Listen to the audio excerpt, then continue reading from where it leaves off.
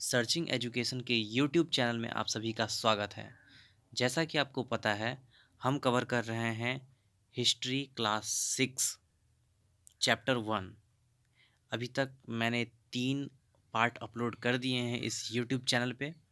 आप जाकर के पहले बारी-बारी से तीनों पार्ट को देखिए और ये आज का हमारा ये चौथा पार्ट है, ठीक है? चैप्टर है क्या, कब, कहाँ और कैसे। तो 3 चैप्टर में हम लोगों ने कहाँ तक कवर करा है, ये सब कवर हो चुका है। अब हम आज तिथियों का मतलब यहाँ से कवर करेंगे, ठीक है ना? इससे पहले ये सब है अतीत, एक या अनेक, ये सारा पार्ट्स जो है ये सब कवर कर लिया है 3 पार्ट में, ठीक है ना? तो ये हमारा आज का रहेगा चौथा पार्ट। चलिए तो आइए स्टार्ट करते हैं। तिथियों का मतलब, तिथियों का मतलब क्या होता है? अगर कोई तुमसे तिथि के विषय में पूछे तो तुम शायद उस दिन की तारीख, माह, माह मीन्स मंथ, वर्ष जैसे कि 2000 या इसी तरह का कोई और वर्ष बताओगे। वर्ष की यह गणना ईसाई धर्म प्रवर्तक ईसा मसीह के जन्म की तिथि से की जाती है। अतः 2000 वर्ष कहने का तात्पर्य है कि ईसा मसीह के जन्म के 2000 वर्ष के बाद से है। मतलब यहाँ तक हमने पढ़ा तो इससे क्या समझ में आया? इससे हमने ये समझा कि अगर कोई आपसे तिथि के बारे में पूछे, डेट के बारे में पूछे, तो आप क्या बताओगे? डेट बताओगे, मंथ बताओगे या कोई ईयर के बारे में बताओगे? जैसे 2000 हो गया, 2005, 2020, 1995, कुछ इस तरीके से। वर्ष की जो ये गणना है, हम करते कैसे हैं? ईसा मसीह ईसा मसीह के जन्म की तिथि से की जाती है। अब वो कैसे की जाती है? तो यहाँ से देखिए। ईसा मसीह के जन्म के पूर्व की सभी तिथियां ईपू, इसका मतलब क्या हुआ? ईसा पूर्व, ईसा से पहले मतलब ईसा मसीह के जन्म से पहले के रूप में जानी जाती है। इस पुस्तक में हम 2000 को अपना आरंभिक बिंदु मानते हुए वर्तमान से पूर्व की तिथियों का उल्लेख करेंगे। ओके, आगे देखते हैं। इतिहास और तिथियां, ये बहुत ही महत्वपूर्ण पॉइंट है। अगर ये आप समझ गए तो यकीन मानिए हिस्ट्री में आपको डेट में कभी कंफ्यूजन नहीं आने वाला है। क्योंकि आगे आगे जैसे जैसे आप क्लास कंटिन्यू करेंगे और आगे जैसे जैसे आप पढ़ेंगे तो आपके लिए डेट अगर आसान होगा तो चीज़ों को आप और अच्छे तरीके से समझ पाएंगे। क्योंकि कभी कभी ऐसा होता है डेट ही नहीं क्लियर हो पाता है। बीसी क्या है ना? उसके बाद एडी क्या है? ये सब चीज़ बहुत ही इम्पोर्टेंट है। तो आइए देखते हैं। अंग्रेजी में बीसी, हिंदी में ईपू। अभी मैंने क्या बताया था? ईसा पूर्व। बीसी, बीसी का तात्पर्य क्या है? Before Christ. यहाँ दिया हुआ है ना, बिफोर क्राइस्ट, यानी ईसा पूर्व, यानी कि ईसा के जन्म से पहले होता है, ठीक है ना? तो ये समझ में आ गया। अब कभी आपसे बीसी का फुल फॉर्म पूछेगा तो क्या बोलिएगा आप? बीसी यानी बिफोर क्राइस्ट, हिंदी में ई पू, ईसा पूर्व। कभी कभी तुम तिथियों से पहले एडी, है ना, इस तरीके से एडी, हिंदी में ईसवी, इस तरीके से लिखा पाती हो। इसका मतलब क्या हुआ? एडी का मतलब होता है एनो डोमिनी, ऐसे रहता है ना, ए डी। तो ये इस तरीके से जो लिखा होगा, इसका मतलब क्या हुआ? एनो डोमिनी नामक 2 लैटिन शब्दों से बना है।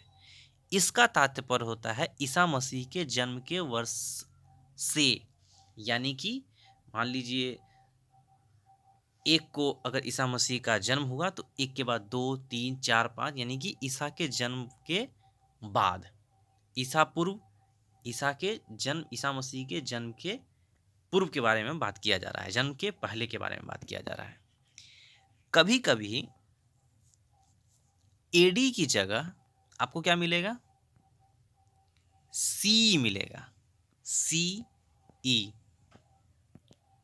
सी का मतलब क्या होता है, तथा बीसी की जगह बीसी मिलेगा, यानी कि ये वाला है ना बीसी, इसके जगह ये मिलेगा, और एडी के जगह ये जो एडी हमने पढ़ा था इसके जगह पे हमें क्या मिलेगा, सी मिलेगा।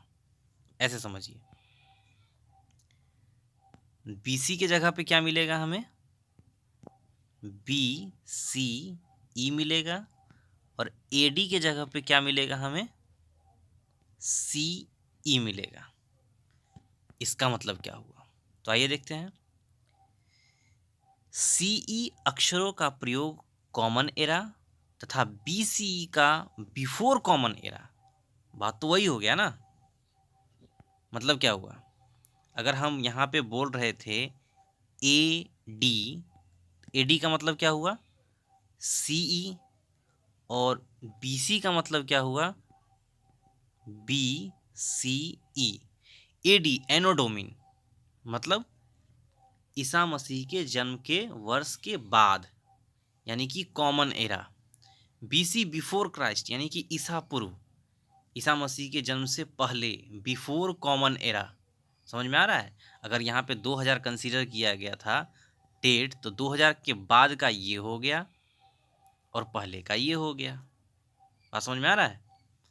चलिए आगे देखते हैं। हम इन शब्दों का प्रयोग इसलिए करते हैं क्योंकि विश्व के अधिकांश देशों में अब इस कैलेंडर का प्रयोग सामान्य हो गया। भारत में तिथियों के इस रूप का प्रयोग लगभग 200 वर्ष पूर्व प्रारंभ हुआ था, यानी कि 200 साल पहले इसका प्रारंभ हो गया था इस कैलेंडर का। कभी कभी अंग्रेजी के बीपी अक्षरों का प्रयोग होता है, कभी कभी अंग्रेजी के बीपी अक्षरों का प्रयोग होता है। इसका तात्पर्य क्या है, बिफोर प्रेजेंट, वर्तमान से पहले, ठीक है ना। लेकिन ज़्यादातर आपको बीसी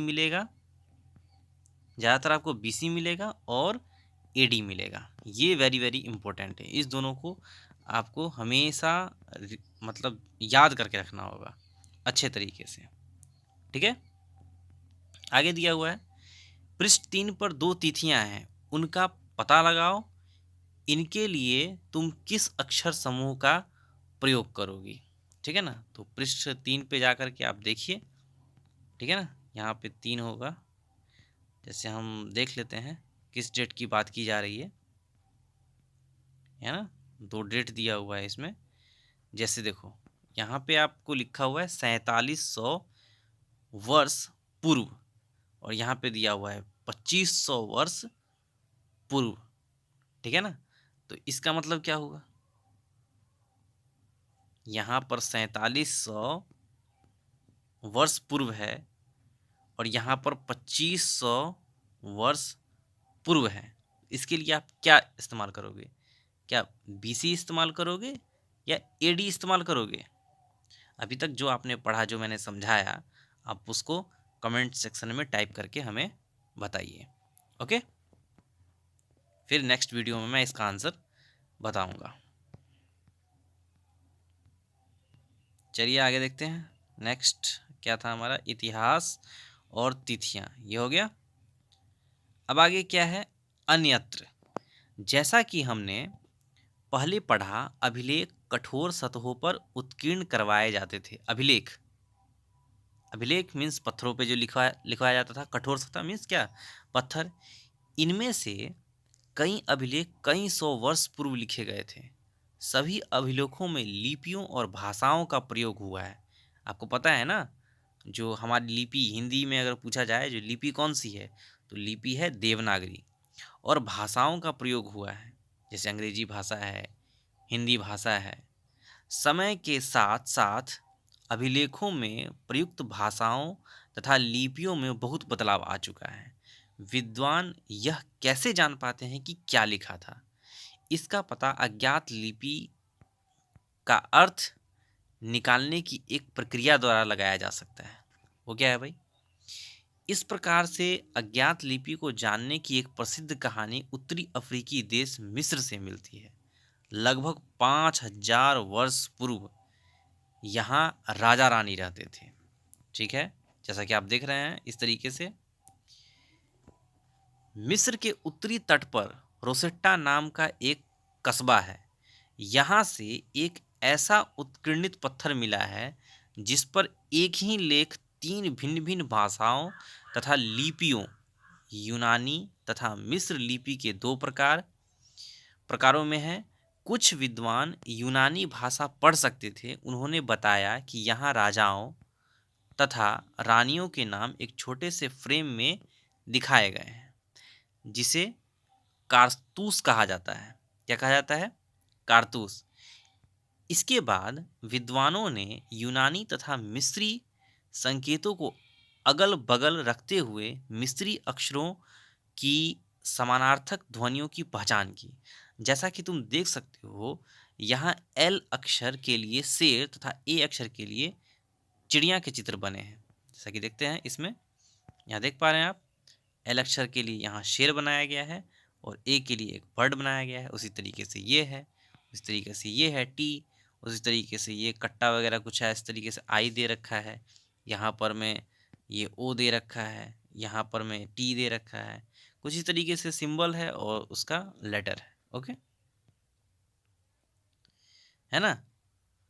एक बार जब उन्होंने यह जान लिया कि विभिन्न अक्षर किनके लिए प्रयुक्त हुए हैं, तो वे आसानी से अन्य अभिलेखों को भी पढ़ सकें।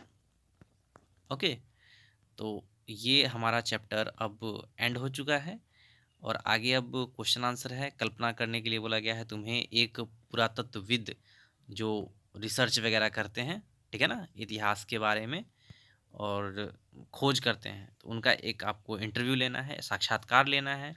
तुम उन 5 प्रश्नों की एक सूची तैयार करो जिन्हें तुम पुरातत्वविद से पूछना चाहोगे, ठीक है ना? तो ऐसा कुछ है नहीं जो पुरातत्वविद आपके पास होंगे तभी आप साक्षात्कार लीजिएगा, बट आप ऐसा कर सकते हैं, आप क्वेश्चन का एक क्या बोलते हैं, आपको सूची तैयार कर लेना है, ठीक है ना? क्वेश्चन का सूची तैयार कर लेना है और फिर उसको आपको सोचना है जो आप क्या-क्या पूछ सकते हैं, एक जिज्ञासा उत्पन्न होगी। जैसे यहाँ पे इम्पोर्टेंट शब्द दिया हुआ है यात्रा, पांडुलिपि, अभिलेख, पुरातत्व, इतिहासकार, स्रोत, अज्ञात लिपि का अर्थ निकालना, ये सब पॉइंट्स आप उसमें कंसीडर कर सकते हैं। तो नेक्स्ट वीडियो में हम क्वेश्चन आंसर करने की कोशिश करेंगे, ठीक है? तब तक के लिए हमारे चैनल पे बने रहें। धन्यवाद।